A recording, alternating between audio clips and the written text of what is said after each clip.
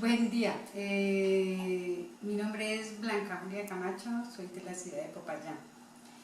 Tengo 3 invitados especiales, el cual el menú es el siguiente. De entrada es una crema de choclo, lo cual ya la tengo lista, ya está el fondo de pollo y ya tengo aquí listo. De plato fuerte es camarones que están van adobados con especies, cebolleta y la salsa es de cebolleta, pimentón y tomate. Y una ensalada de papa que va con papa blanca parda y papa amarilla, que la cual ya está lista, cocinada a vapor, adobada con ajo y algunas especies, perejil y otra especie.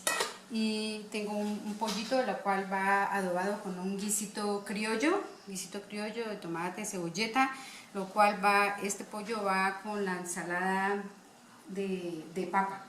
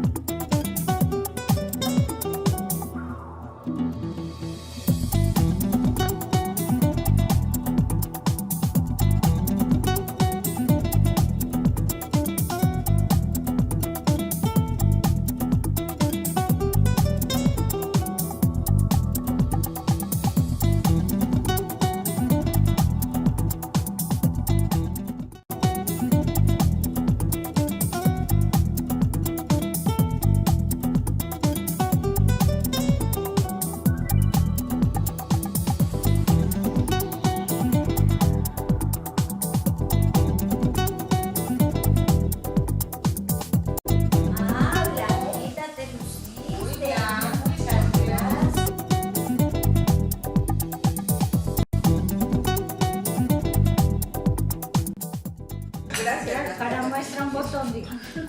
Gracias, Blanquita. Delicioso. Eso fue lo que dejaron. Miren, pues eso, así, al tiro.